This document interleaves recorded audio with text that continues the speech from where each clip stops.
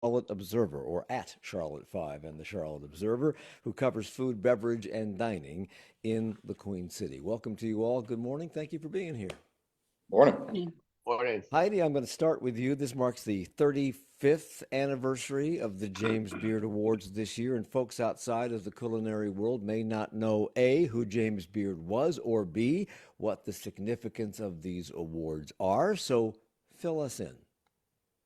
So James Beard is kind of considered like the original foodie. He was, one of the first TV chef guys and kind of did a lot to develop the culinary focus that our nation has now. So it's a pretty big deal.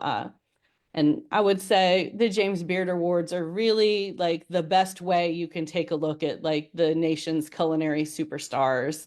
Not every city has a Michelin guide, so only the biggest places you can see. This restaurant has 4 Michelin stars. It's super rare, but all across the country, all kinds of chefs and now mixologists are being recognized by these awards. I watch Top Chef. Me too. and several other of those cooking shows, but they're all over television. And I'm wondering, is that because we're just interested in food? We're demanding higher quality in food. We eat out more than ever, or we actually cook at home. I don't know very many people who cook at home. So what's the story there, do you think? I think so. I think now that, we have access to so much information at our fingertips at all times, we need more things to keep us interested. And food is very visual and it connects everybody. Everybody's got to eat, whether it's, something small and quick or some grand, 7-course tasting meal. It's something that everybody can relate to. So I think it has a lot of our focus. So the goal of these awards is, quote, to celebrate, support, and elevate the people behind America's food culture and champion a standard of good food anchored in talent, equity, and sustainability. As I said in the beginning, Charlotte chefs have been nominated in the past. Who are those who have found themselves in this position in the past, and what did it mean for their careers or for the restaurants for which they worked? Heidi? We have a great number of past nominees. I have a whole story that lists them out, and you could just page down forever. So it'd be hard to list them all. But in recent times, some big names you would recognize if you're at all paying attention to the food world in Charlotte, besides our current guests, would be Gregory Collier from Leah and Louise, The Yoke, and now Third and Fernwood. He's been nominated multiple times, and of course, he's gotten a huge amount of attention nationwide for his culinary talents. We have Joe Kindred, who's also been nominated multiple times and has really branched out with several restaurants in the past few years. Bruce Moffett, Sam Hart, who's been recognized for their culinary ingenuity, basically completely reinventing what you might think of as a dining out experience. So Charlotte really has a depth and breadth of culinary superstars that we should be paying attention to. The James Beard Awards appear to be more complicated than the Oscars because there are 4 different levels that you proceed through to get to the winning moment. There are 25 categories and literally hundreds of semifinalists scattered around the country. When will those, as I understand it, the semifinalists get winnowed down to the finalists, they're judged again, and then they are from those people they make these awards. So when does that process happen? How many people will be in that in the final categories prior to the announcement of the winners? So there's not an exact set number as far as I know. The whole process starts like back in mid-October. Anyone can enter recommendations from all corners. So that's a huge number of people to whittle through to get to these semifinalists lists. So the people who make the semifinalist lists are, in my mind, like these are the best of the nation, whether or not they move on to the next stage, which you move from semifinalists to the finalist stage is when they are actual nominees for the award. The committee of judges whittles them down, and those are announced April 2nd. And then those nominees are vetted again by a panel of experts, and they will be awarded June 16th in Chicago. Every year they have this in Chicago. It's, kind of yeah, you might say the Oscars of foodie, where everybody will be there. Yeah. It's a big gala event. Super So fun. as you were saying a second ago, a lot of people have been nominated from Charlotte in the past. They have never won, but they've been nominated. And Yes. I'm just curious, given the relative youth of our fine dining or culinary scene, because it wasn't that long ago, and the only restaurant you could find in Charlotte was a McDonald's, an Applebee's, and maybe a meat and three with sweet tea. So we have a kind of a young food scene here. Given that, the age of that food scene, how should we feel about the fact that we've had all these nominees, but nobody won?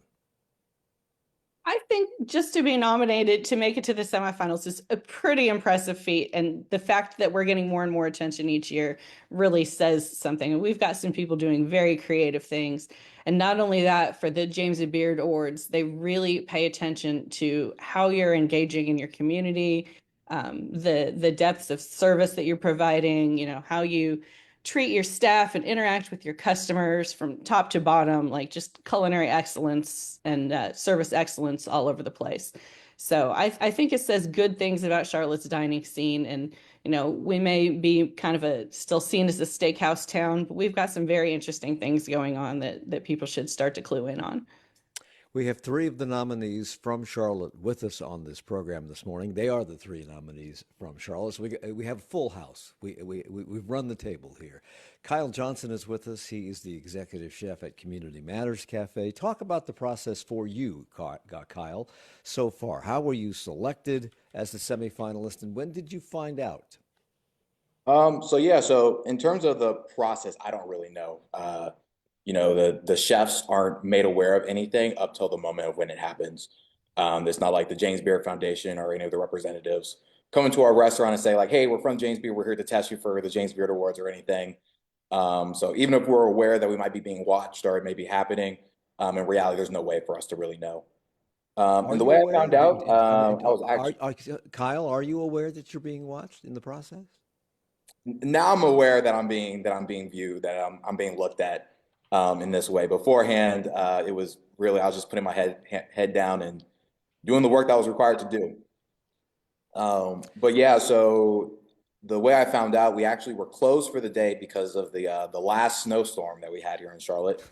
So we had closed the cafe, and I was doing some schoolwork and just took a break, scrolling through Instagram, and saw the James Beard announcements, and decided to go and check to see if any of my friends had got nominated uh, here in Charlotte. I'm originally from New Orleans, so I looked to see if any of my guys that I used to work with from New Orleans got nominated. And I was scrolling down, I saw Sam's name first, which I want to point out that I called. I called that early this year that Sam was going to be one of the nominees. Just from the work that he's done in the city, the level of focus that he's had in his food, and more importantly, in the people in the community. I think that speaks more so of his character than anything else. And then on top of that, he's just one of the best chefs that we have here in the state. Sam, And so, yeah, and so then I scrolled down and saw my name. Sam, you were on this program back in January, and the very next day, it was announced that you were one of the semifinalists.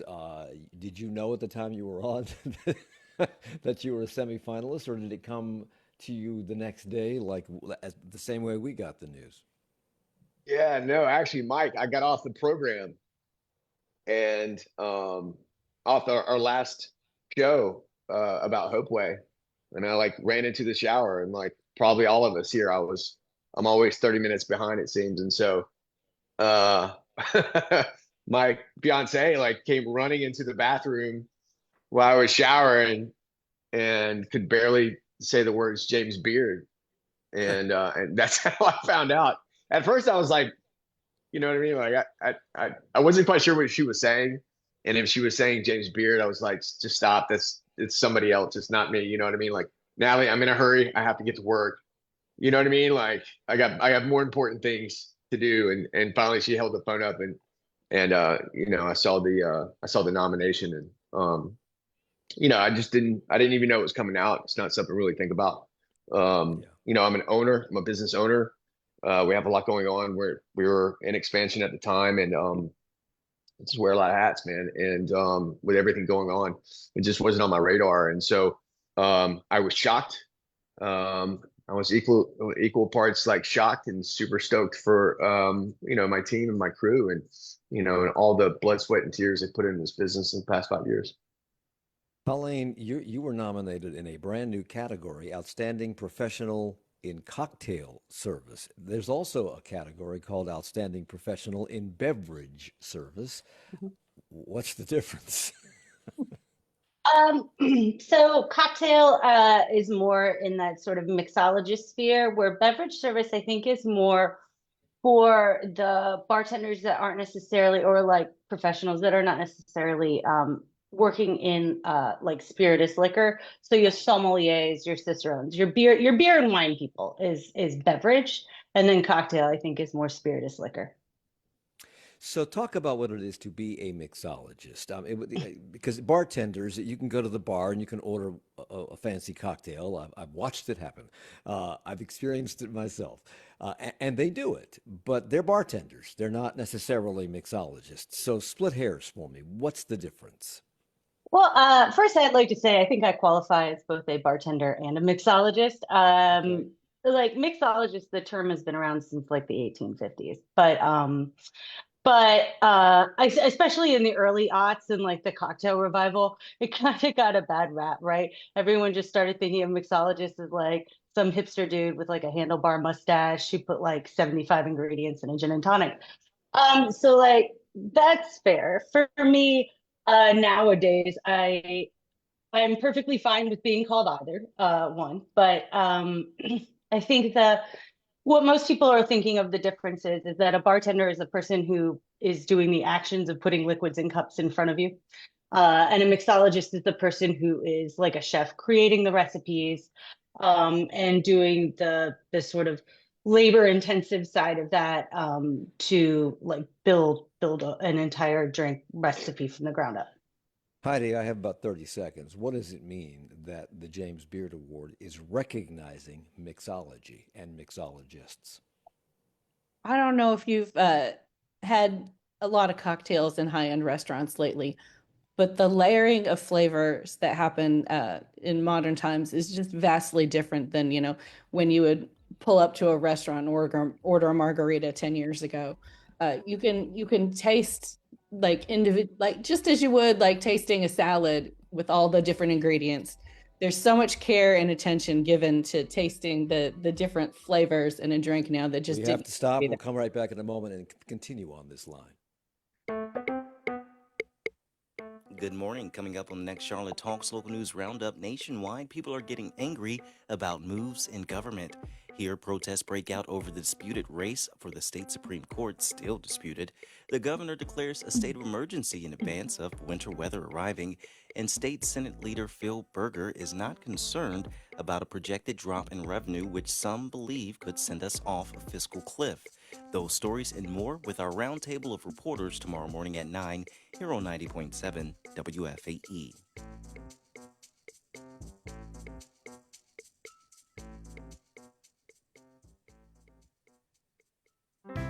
On Thursday evening, February 27th, join WFAE as we celebrate Black History Month with a special Equilibrium Live. From Africa to America, a spiritual musical journey takes place at the WFAE Center for Civic and Community Engagement in Uptown. It's a powerful journey through song, history, and hope, featuring narration by Mr. Frank McGinnis and music from Friendship Missionary Baptist Church Men's Ensemble. Admission is free. To secure your seat, visit wfae.org/Black History Month. Support comes from WFAE listeners and Goodwill Industries, offering career training programs and job search services to help individuals gain skills and connect with hiring employers. More information about the program and how to hire a Goodwill graduate at goodwillsp.org. It's Charlotte Talks on Listener Funded, 90.7 WFAE and WFHE. I'm Mike Collins. We're talking about and talking to three semifinalists for this year's James Beard Awards. Chayil Johnson, Executive Chef at Community Matters Cafe. Sam Diminich, owner and chef at Restaurant Constance. Colleen Hughes, the beverage director and head mixologist for the Tonidandel Restaurant Group, who happens to be behind the bar most often at Supperland, and Heidi Finley, writer and editor at CharlotteFive and the Charlotte Observer. Heidi, when you think of awards being handed out for dining and things like that, you generally think, well, these must be really expensive, white tablecloth, fine dining restaurants that the average person maybe goes to on a very special anniversary or birthday, but not every day of the week. That is not the case. Talk about what the criteria is or are for choosing what restaurants and what chefs get the nominations. I would say it's gotten pretty broad. There's most definitely a pretty big focus on fine dining because that's where you're going to find your most innovative work. But last year Jimmy Pearl's, the Oscar Johnson and DC Cooper were nominated for putting out Virginia style croaker fish. I mean, you can eat that any day of the week and not bust your budget, and it's really good food. Chayil Johnson's food at Community Matters Cafe. You can find people from all walks of life in there at all times of day, eating a burger, having an omelet, and it's really good food. It's not just regular what you would find at Waffle House food. You can taste the difference. Again, I'm really big on pointing out that you can taste the layering of flavors, and you can tell that the recipe has been created with a special attention to detail. I'm wondering, Kyle, because I know you grew up in New Orleans, how much of that has to do with the fact that you grew up in New Orleans, where flavors are really important. And you told one interviewer that in New Orleans, as a child, you are either into sports or you are into arts, food, and festivities. You were big into sports as a kid. How did you make that transition? It was kind of made outside of my control with injury. Was very injury prone, some ligament damage, broken fingers, stuff like that, playing baseball. And so the opportunity to start culinary school at 12 came up. So I did that to just add another layer of possibilities for my future. So I started in this program called NOCA, which was really famous for a lot of its artists that came out in New Orleans, the Marsalis family, Wendell Pierce, Harry Connick Jr., Trombone Shorty, John Batiste, and Emeril Lagasse had just funded a culinary program there. So I tried that out for one summer, and then I joined the year-long program all throughout for the last year of middle school, going throughout high school, and completely fell in love with it. Surprisingly, I was less injury prone in the kitchen than I was on the baseball field. So I put all my focus and attention on that. I want to point out again something he just said, that you were 12 when this began. I know, Sam, that you, if I recall correctly from our previous conversation, you grew up kind of in restaurants. Your family was in the restaurant business. Was it just one long path from then to now, or did you consider other paths along the way? I know we talked a lot about a path that you took that you've gotten yourself away from, but in terms of professional endeavors, has it always been restaurants? It was a straight line. Yeah, no, my Wow. grandfather was a chef, my dad was a chef, and so I grew up, if I wanted to see either one of them, I went to the restaurant. And I grew up in Myrtle Beach, South Carolina, and we had a restaurant called the Roma Restaurant that was opened in 1956. And we had several other restaurants throughout over the years, and Tex-Mex and breakfast and other Italian places, but the Roma was the flagship. And my family and we all lived behind the restaurant. So I would get out of school, I'd go to sports, I always played sports, whatever practice it was, and I'd get home and I'd ride my bike because I wanted to see my dad. And the restaurant was a cool place to hang out. And so I'd ride my bike and throw it down in the backyard and come in the back door. And the restaurant was always busy. There was an energy there that was super attractive to me, and was always rock and roll playing in the little jam box, keeping the window open in the back of the kitchen.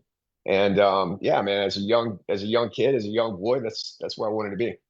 I'm going to take a stab at this, Colleen, and go out on a limb and say that you did not start as a mixologist at the age of 12. I'm going to just take a wild guess at that. When did you, that puts you at a disadvantage here. When did you start? When did you start experimenting with these flavors that mixologists are famous for. And when did you know that this was something that not only you wanted to do, you could make a good living at it?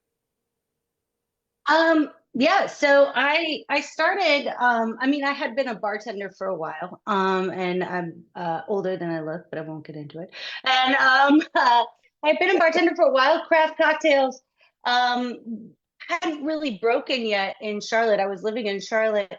And it was a new thing of like, how do I say it? Like back in those days when you went to a bar, you would get like a Jack and Coke or something like that, maybe a mixed liquor shop. But cocktails, like mixology cocktails, really weren't a thing here yet. And I went to my first mixology, I guess, high-end cocktail bar in Atlanta. And this is really right as the cocktail renaissance was starting to happen in the major cities. And I saw what was going on there, and I found it fascinating. Just all these crazy spirits, all these different types of ice, the way they were incorporating fresh flavors. Like at that time, like we were still bartending with like ocean spray sour mix, like at best. So I really thought it was just absolutely interesting. I'd always loved to cook. I've been interested in flavor. So I came home, bought a whole bunch of cocktail books, and literally in the very beginning, was completely self-taught. Just found it interesting and wanted to learn more, and started reading like the different histories, because so much, especially in the early days of the cocktails we were learning then, were written pre-prohibition, right? So having to read these historic cocktail recipes and try to interpret them for a modern palate was really kind of where I started off. After, fortunately, after a few years, I was working for Tonidandel-Brown Restaurant Group at the time at Growlers. Started putting my first little cocktail menus together, and they were doing pretty well. And the boss saw that, like, one, I had a real interest in it, and two, that people seemed to be really interested in it, which was when he kind of started investing in me being able to get out of town. There really wasn't any mentors for me here. Like the few people that started off in craft cocktails in Charlotte, like myself, my partner Stefan Hubner, Bob Peters, like we didn't know each other. We weren't learning from each other. I needed to leave to go someplace to learn. And so my boss started investing in me being able to go to bigger conferences, go to bigger educational events, and really interact with the people who were like deep in the scene, and be able to bring that back to Charlotte. And then really started getting real deep into mixology, I guess. Kyle, I've seen The Bear, and one thing that sticks out is what a nightmare it is to work in a dining room. And as a diner, I've often wondered, how do they time all this stuff so that it arrives at the table hot or cold, as the case may be, at the same time? And it's a nightmare what's going on in that kitchen, it seems to me. But it's something that you said kind of makes the whole thing click into perspective. You grew up playing sports. Mm. And one of the things that you said you liked about the restaurant business is that it's the team aspect of it and the competitive aspect of it. The team I get, because everybody has to work together to make sure the salads are right and it all comes out at the same time. But I don't understand the competition part. What's that about? Yeah, so I was incredibly competitive as a kid. I'm still very competitive now. And so what I changed my focus on when I was mentored and learning as an adult in the culinary field is, you should not lose your competitive edge. I think we've worked really hard to change the narrative and the environment of the hospitality industry over the year. I feel like when I was getting into it, was kind of starting to make that change of like out of the toxicity of like that type of chef. But I thought there's still a level of importance of within that competitive nature to have. And I shifted it, instead of like competing to be better than the guy next to me or to be better than this other chef in the city and comparing myself in that way, to be competitive with myself every day. Competitive in the sense of like, how can I improve on what I did today, tomorrow? How can I improve on how I led my team, on how I managed my team, of how I brought the most out of this person? So competition in the sense that we're always like striving for a goal. And I have that mindset every single day. To make sure that we're always like doing something intentionally and purposefully, and results oriented. Sam, how do you see it? You've been doing this a long time. How do I see what? the team aspect, the competition aspect, the dealing with all the personalities that you have to deal with in a restaurant, the timing of it all, the pressure of it all. Yeah, you got to get up early and stay up late and surround yourself with some really talented people. And there's one thing about the restaurant industry that I think you have to respect it.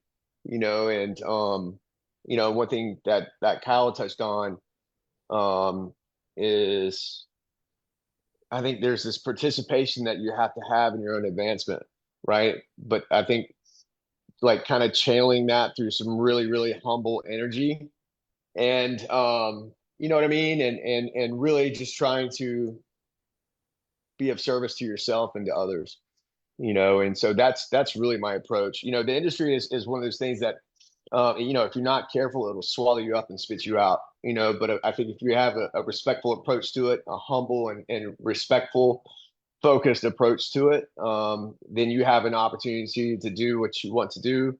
I love what I do. I have a passion for it, and you get to do it in a sustainable way. There are line cooks and sous chefs and all these people back in the kitchen who have very, very segmented jobs, and what comes to your table on a plate is the final product, and most of us never see all the people who go into putting that on the plate. Colleen, you're it. You're a solo act, are you not? Yeah, I mean, you certainly can be, for sure. I mean, I often say that like your craft bartenders, we are line cooks that have to be nice. Um, like everyone can see your face. You can't like get angry and start swearing. Look, I've worked in a lot of back of houses. I'm just saying. But it is very much like you get your orders and the pressure's on. I mean, in general, just for regular service, you get that ticket. If that ticket's not out in under 5 minutes, there's an issue. And we're all on KDSs, so we're on computer screens. The tickets start turning colors the older they are. So it's like, oh, that ticket turned green. If the ticket's like turning red and blinking at you, the world better be burning down because those drinks need to get out. So it's a lot to kind of get through, but you're also talking to people, interacting with people. So most of it is just like your hands are just going. You don't even really think about them, so that you can really interact with the guests and laugh and have a good time.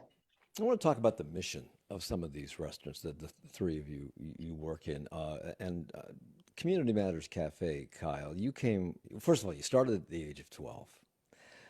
You came to Charlotte. You started as I think a line cook. Is that right? At the Asbury? Yes, after I finished at Johnson Wales. Which is you went to Johnson and Wales, but is that correct? Yes. And then you were a line cook at the Asbury, which is the restaurant in the Dunhill Hotel, and somehow found your way to Community Matters Cafe, which was just then about to start. It grew out of the Charlotte Rescue Mission's efforts to help people struggling with addiction and long-term sobriety back in 2019. And quickly became the chief executive chef there. What attracted you to that as opposed to being in a high-end restaurant? It was the mission. It was the mission and a little personal calling. I got up to being the sous chef at the Asbury, and I was, working 70, 80 hours a week. And I love what I get to do. I love food. I love the technique behind it. I love the artistry of it. I love the history of it. But I was discovering that my real passion and love was with working with people.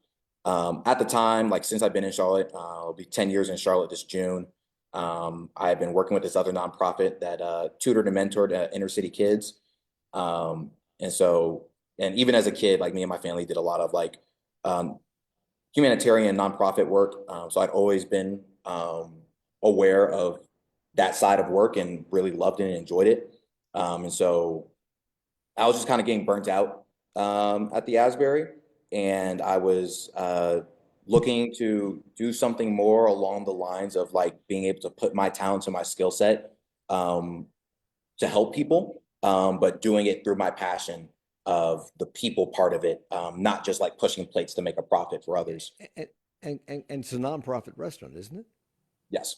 So yeah, So so we correct are. me, I'm sorry. correct me if I'm wrong. You're not only involved in helping to feed people who need the food, in addition to being a restaurant open to the public for which you pay for the food, you're also involved in training people so that they can start their lives after having dealt with addiction and alcoholism and other reliance on drugs, which means that you have a speedy turnover of employees as they come in, you train them, and then they go out. That makes the restaurant business that you're involved in, I would think, exponentially more difficult, is it?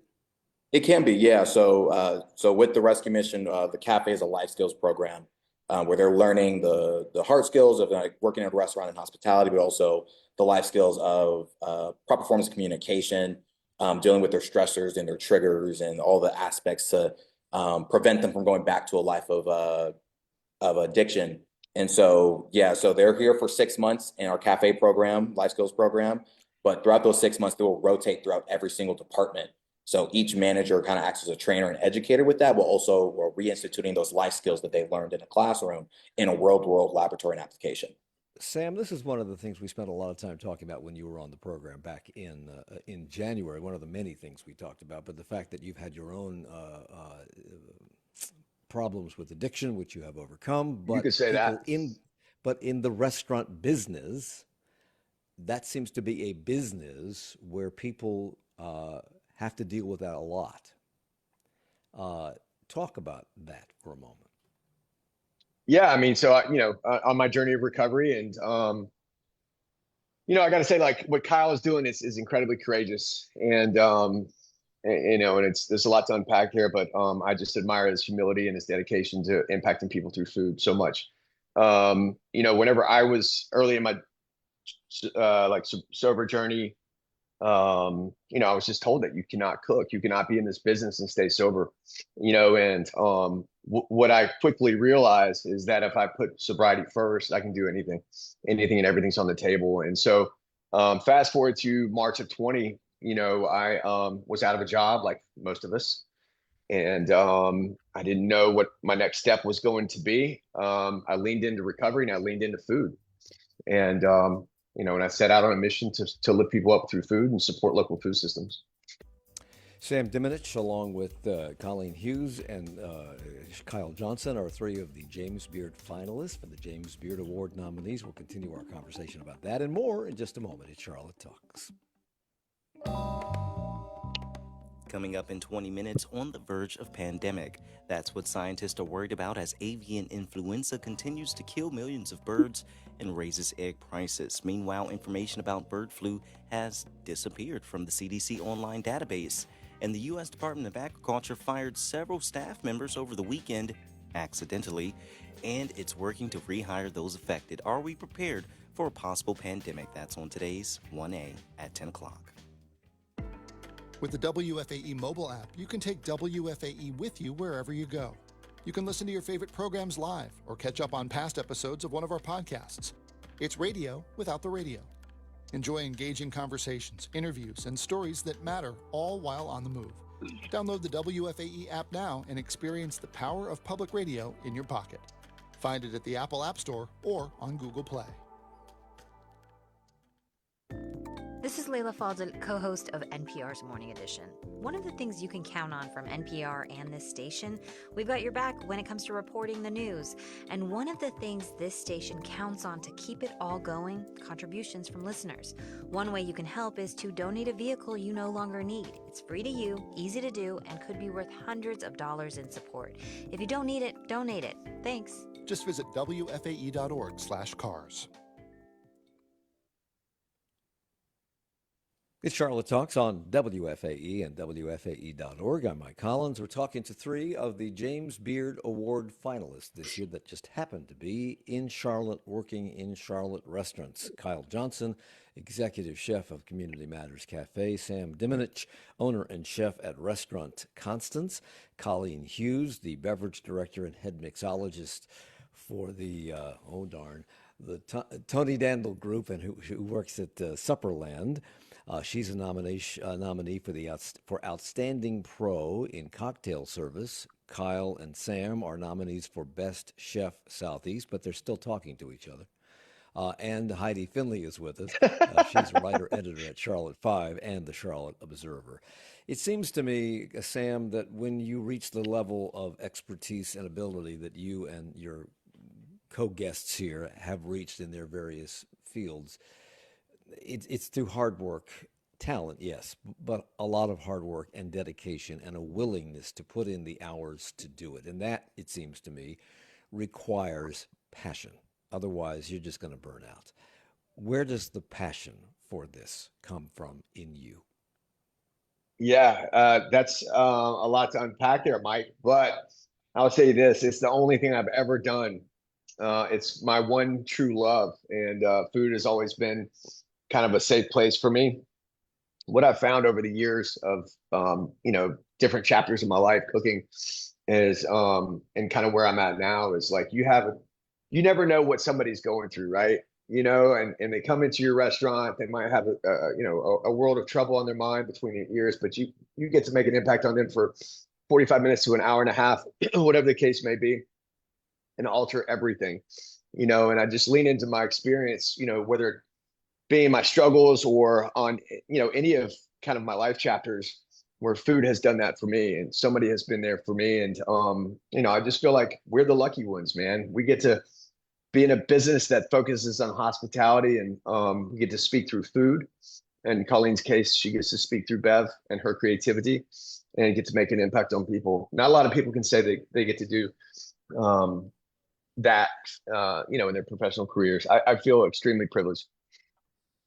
Well, and chefs who are speaking through their food and doing exactly what you said for customers, maybe giving them an hour and a half respite from a really bad day with really good food.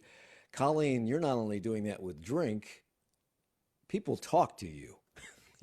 You're right there.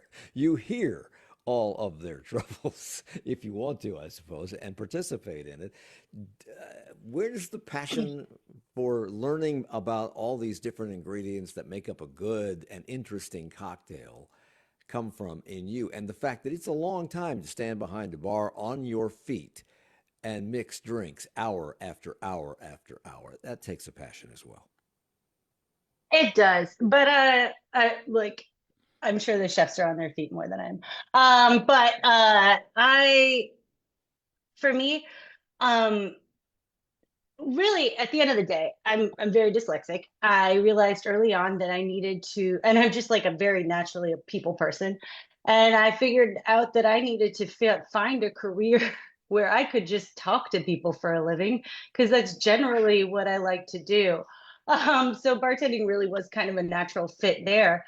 And then beyond that, I really enjoy learning, and I really enjoy when somebody likes something that I've made. So early on, it was just the realization that the better my drinks were, the more likely people were to come to see me, the more essentially I could make more friends, and really kind of get to know people. And I think historically, especially bars have always been a huge community hub. Like bars are intrinsically important to communities, have been forever, at least to be where you get your news or maybe make a business deal. And I think nowadays bars are really one of the last places where it is cool to talk to someone you don't know, where you can actually genuinely interact with a complete stranger and it's fine.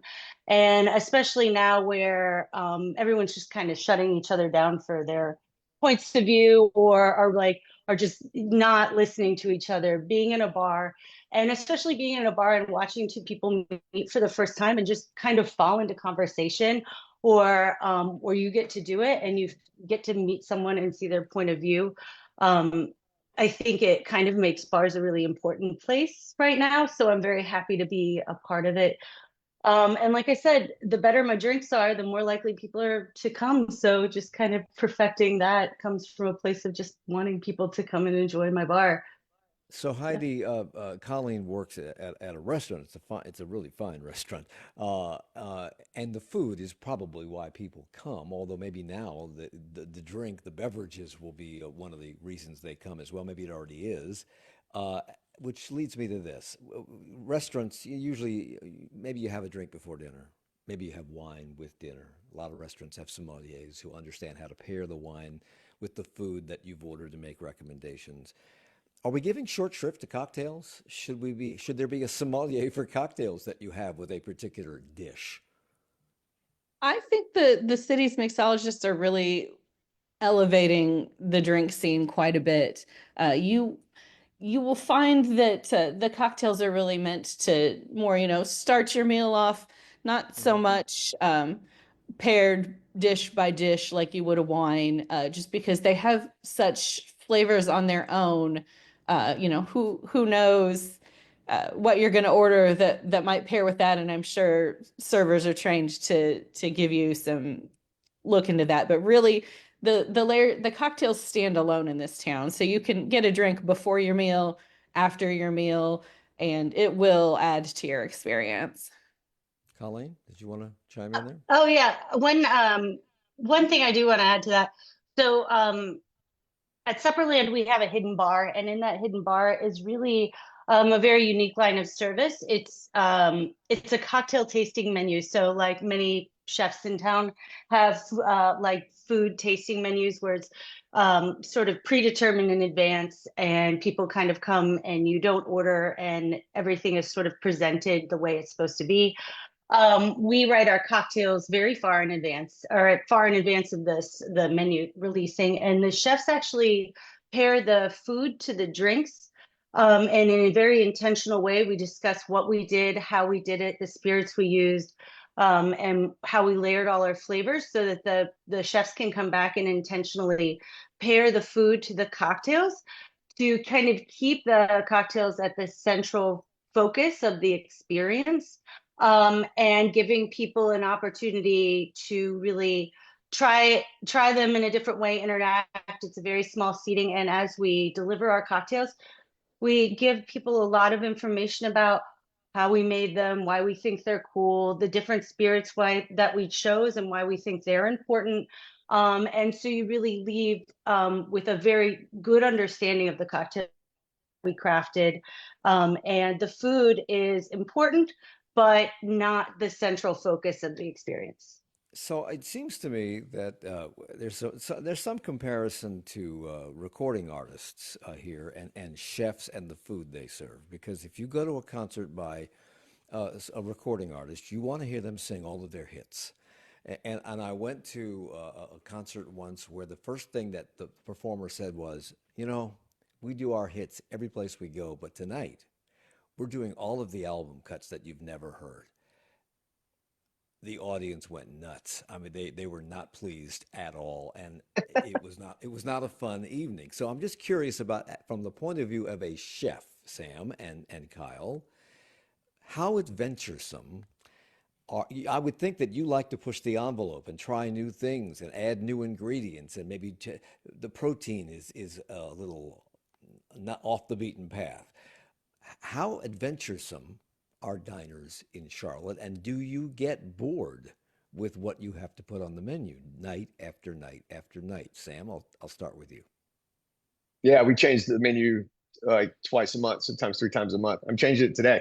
I'll leave here and we'll go do a new menu tonight. Like it's a continuing conversation, and changes kind of what fuels me and what fuels the restaurant, and I think the people that dine with us have an understanding of that, and makes it's I think it's part of the fun. Kyle? Yeah, I change my menu every season, basically. Whenever the produce changes throughout the years, when I change my menu, I don't believe into the narrative that Charlotte people only like one kind of food. I believe diners like good food that's put in front of them, and so that's the aim I always make to do. And especially with my background within Cajun and Creole cuisine, I have a huge passion for Northern African and Middle Eastern cuisine too, and I'm always doing blends of that within my food, and I'm using ingredients that are local here in the Carolinas and Appalachian and close to the coast, and just blending all those areas and telling a story with it. So it's not really honestly something I think about whether like the guests are going to be adventurous enough to try it. My only focus is putting the freshest, best quality, most technique-driven food with a passion to my guests to eat. If they like it, they like it. If they don't, they don't. I'll make adjustments a little bit based on that, but for the most part, I trust in my skills and my abilities to make good food. But it seems scary from a restaurateur's point of view because you have to order the products that go into the ingredients that go into whatever you put on the menu. And if people don't order it, you've got all this stuff sitting in the kitchen that's either going to go bad or you have to get rid of somehow. It's a different story, it seems to me, for a mixologist because you got to have certain spirits behind the bar, no matter what people order. But mixologists, I have read, are now viewed as artists and innovators. So, how innovative are your customers? Do you have to push them toward new things that you're trying, or in terms of why don't you try this, or do they come to you, Colleen, and say, just fix me something good? So I think over the years, I've built up enough street cred, and people have kind of come and interacted with my drinks and me enough that they have a certain level of trust coming in. I think that people tend to be a bit more experimental in what they're drinking. And I think that there's a big part of it, which is if you want a drink, especially like a really good one, to be kind of a combination of something new and something familiar. So if we're using sort of very out there spirits or things that the average consumer aren't necessarily used to, we're going to mix them together with flavors that are a lot more familiar, like what kind of produce or whatever we are adding to that particular drink. And sort of on the converse, if I'm making a vodka cocktail, then probably there's a good chance I'm going to lace other things on like the produce side that people are unfamiliar with, like pandan or genmaicha, or like something different on that end. So it's sort of like you always want to be a little different and a little familiar, so that when people first try it, they're not so shocked that they can't figure out if they like it or not, which happens sometimes. They're like, I can't tell if I love this or I don't like it. It's living somewhere in that space. So you want to give people a direction to go into. Heidi, let's talk about Charlotte's restaurant scene as it stands at the moment. As we've alluded to many times on this program, we have moved from the Mon Pa restaurants of Meat and Three and Sweet Tea to the arrival of Johnson and Wales, who were told when that happened, our restaurant scene would explode. It kind of did. Then the pandemic came along and everything shut down everywhere. And a lot of restaurants disappeared off the face of the earth because they just couldn't afford to live through that horrible period. But now things apparently are recovering. Are we back on track to become a destination city for dining? Because I think a lot of people thought that that's where we were headed prior to the pandemic. I like to think so. I know the restaurant industry is incredibly difficult to make something last for a good long time, which is why on CharlotteFive we do take some care and attention towards shining a light on our classic restaurants in the city, also with our Classic Eats series. However, there is a lot of experimentation going on and a lot of good food to be found, whether it's in West African restaurant or your high-end fine dining scene. There's just not a lot of other places where you're going to find someone like Sam Hart, who is creating storytelling with his tasting menus, or Sam Diminich, who, if you just taste one of his salads, it's not going to be like a salad you've ever had anywhere else on the earth. There's, probably 20 layers of flavor in that. So I think over time, we really are moving towards becoming a destination city where people are going to come here to seek out our food and drink. So I have about 2 minutes left. So I'm going to do a really quick question and answer with the three chefs here, beginning with Sam, then Kyle, then Colleen. A lot of people have been nominated over the years in this city for a James Beard Award. We have never won. There have been 20 semifinalists since 2009.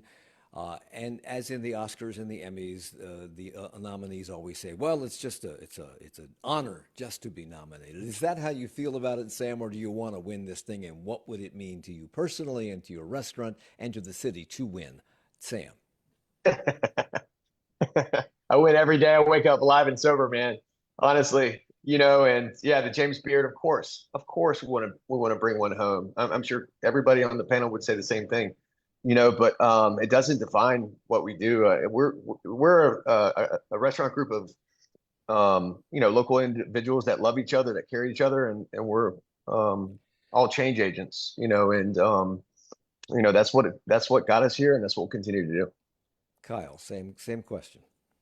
Yeah, basically same sentiment as Sam. I wasn't looking at the James Beard Awards when I took this job. I wasn't looking at them when, we found the success in what we were doing. We're still very mission focused. I care about these men and women who are trusting me with their lives and all the rest of our team's lives and what we do. Of course, I want to win. It'd be a cool thing and a great honor.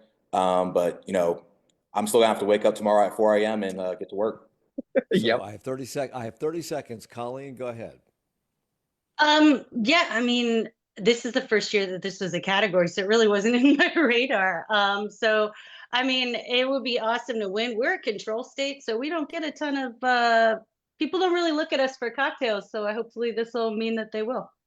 And what would it mean, Heidi, in 15 seconds or less, for one of these people to win this award? What would it mean to Charlotte? I think it would be everything. Charlotte is a great place to be. It'd be wonderful to have one more thing to brag about. Heidi Finley's with the Charlotte Observer, CharlotteFive. Colleen Hughes with Supperland. Sam Diminich with Restaurant Constance, and Chayil Johnson with Community Matters Cafe. Charlotte Talks is a production of 90.7 WFAE. Support for Charlotte Talks comes from Mazda of South Charlotte. Our executive producer is Gabe Altieri. The senior producer is Sarah D'Elia. Our producer is Chris Jones. We have additional production help from Jesse Steinmetz. For more information on Charlotte Talks, to listen to past episodes, or to subscribe to the Charlotte Talks podcast, visit wfae.org/Charlotte Talks. It's 10 o'clock. Good morning. 1A is next. And on the next local news roundup, protests erupt around North Carolina over the still unsettled state Supreme Court race. Clues emerge in the case of Aisha Degree. She's been missing since 2020. And Senate Leader Phil Berger is unconcerned about a potential drop in state revenues. Those stories and more when Charlotte Talks tomorrow morning at 9 on WFAE and the Charlotte Talks podcast. Support comes from WFAE listeners and Brightmoor of South Charlotte, where senior living, independence, and community come together. Brightmoor features a variety of apartment homes, an array of culinary experiences, and personalized wellness programs. Brightmoor of SouthCharlotte.com. It's 90.7 WFAE Charlotte, 90.3 WFHE Hickory, and WFAE.org, Charlotte's NPR News source. It's just about 10 o'clock. 1A starts right now. As egg prices soar, the Trump administration is working on a new plan to fight bird flu. But does it have a plan to fight something worse? From WAMU and NPR in Washington, this is 1A.